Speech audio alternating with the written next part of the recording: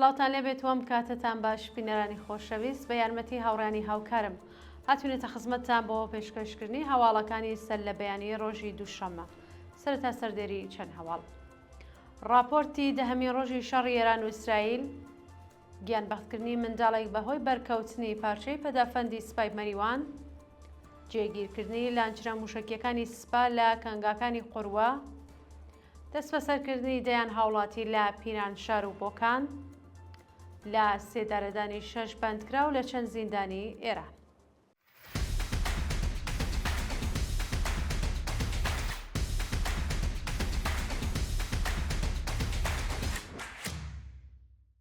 راپۆرتی دەهەمین ڕۆژی شەڕی ئێران و ئیسرائیل بەیانی یەکشەمە یەکی پوشپەر سپای پاسداران بە موشک هێرشی کرد سەر تەلئەڤیڤ و حەیفا و بەهۆیەوە دەیان کەس بریندار بوون. لە وەڵامدا فڕۆکەکانی ئیسرائیل چەند بنکەی موشکی و نظامیان لە چەند شاری ئێران بە چڕی بردومان کرد. بەپێی ئەو دیمەنانەی لە تۆڕەکۆمەڵایەتیەکان بڵاو کراوەتەوە، بەلانی کەم 8 موشکی سوپا لە شارەکانی حەیفا و تەلئەڤیڤ کەوتونەتە خوارە و لە ئەنجامی ئەو هێرشەدا 86 کەس بریندار بوون. لە وەڵامدا فڕۆکەکانی ئیسرائیل بنکە موشکیەکانی سوپای پاسدارانیان لە هەواز، شاینشار، بوشێر، یەزد، تەورێز، دەسفوڵ، قۆم و تاران بردومان کردووە و بەو هۆیەوە چەند هێزی ڕژیم کوژراوە و بریندار بوون. گیانبەختکردنی منداڵێک بەهۆی بەرکەوتنی پارچەی پەدافەندی سوپای پاسداران لە مەریوان.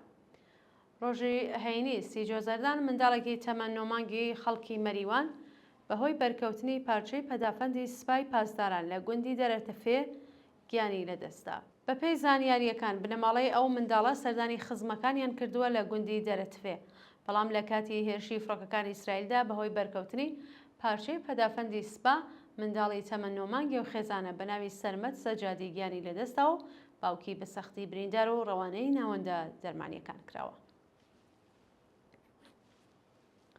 جێگیرکردنی لانچرە موشکیەکانی سوپا لە کانگاکانی قوڕوە. بەوتەی سەرچاوەکانی هەواڵ سوپای پاسدارانی قوڕوە لانچرە موشکیەکانی لە کانگاکانی شارستانی قوڕوە جێگیر کردووە. بەپێی زانیاریەکان لە کانگاکانی قوڕوە نزیک گوندەکانی شانورە و جامشوران موشکە هەڵگرەکانی سوپا جێگیر کراون. لە حاڵێکدا هەبوونی موشکاوێژ لەو ناوچە پیشەسازیە گیانی کرێکاران و دانیشتوانی گوندەکانی دەوروبەر دەخاتە مەترسیەوە. بەوتەی هاوڵاتیان کانگای زێری ساریگۆنی لە جیاتی ئەوەی ببێتە سەرچاوەی داهات بۆ خەڵکی ناوچەکە لەلایەن سوپا وەکو سەکۆی موشکی بەکارهێنراوە. دەستبەسەرکردنی دەیان هاوڵاتی لە پیرانشار و بۆکان.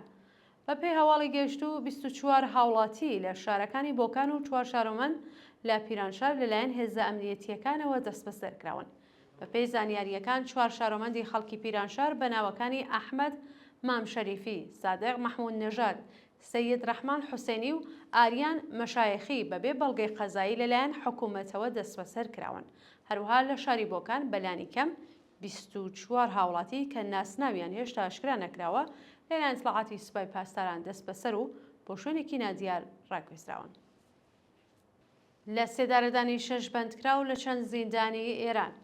لە ڕۆژانی ڕابردوودا 6 بەندکراو بە تۆمەتەکانی سیخۆڕی بۆ ئیسرائیل، کوشتنی بانقەست و بازرگانی بە مادەی هۆشبەر لە زیندانەکانی تاران، شیراز، ئەهواز و قۆم لە سێدارەدراون. بەپێی ڕاگەیاندنی دەستگای قەزایی ڕژیم بەندکراوێک بە ناوی مەجید موسیبی بە تۆمەتی ئەفسادولفیلئەرز و سیخۆڕی بۆ ئیسرائیل لە تاران ئەعدام کراوە. لە 3 ڕۆژی ڕابردوودا 4 بەندکراو بە ناوەکانی عەلی ئەکبەر یونسی، نزام مورادی، تەیمور پولادوان و حوسێن حەقویردی لە زیندانەکانی شیراز و قۆم لە سێدارەدراون. لەلایەکی دیکەوە بەندکراوێک بە ناوی ئەحمەد نازمی بە تۆمەتی پەیوەندیدار بە مادەی هۆشبەر لە زیندانی ئەهواز لە سێدارەدراوە.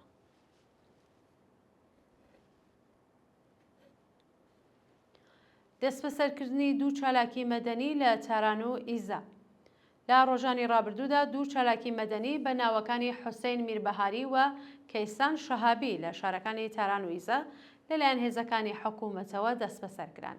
بەپێی زانیاریەکان چالاکێکی مافی منداڵان بە ناوی حوسێن میربەهاری لە هێرشی هێزەکانی حکوومەت بۆ سەر ماڵەکەی لە تاران دەستبەسەر کراوە.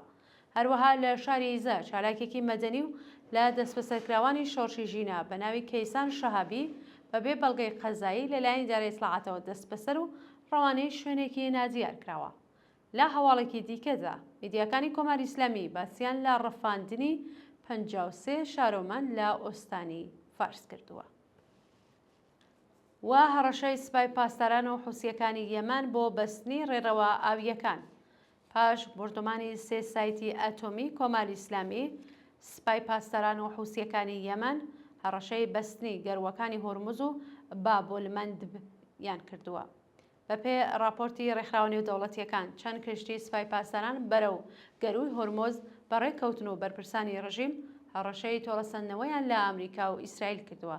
لەلایەکی دیکەوە وتەبێژی حوسیەکانی یەمەن ڕایگەیاند ئاگربەستی نێوان ئەو گروپە و ئەمریکا هەڵوەشاوەتەوە و هێرشەکانیان بۆ سەر کشتیەکانی ئەو وڵاتە دەست پێ دەکەن.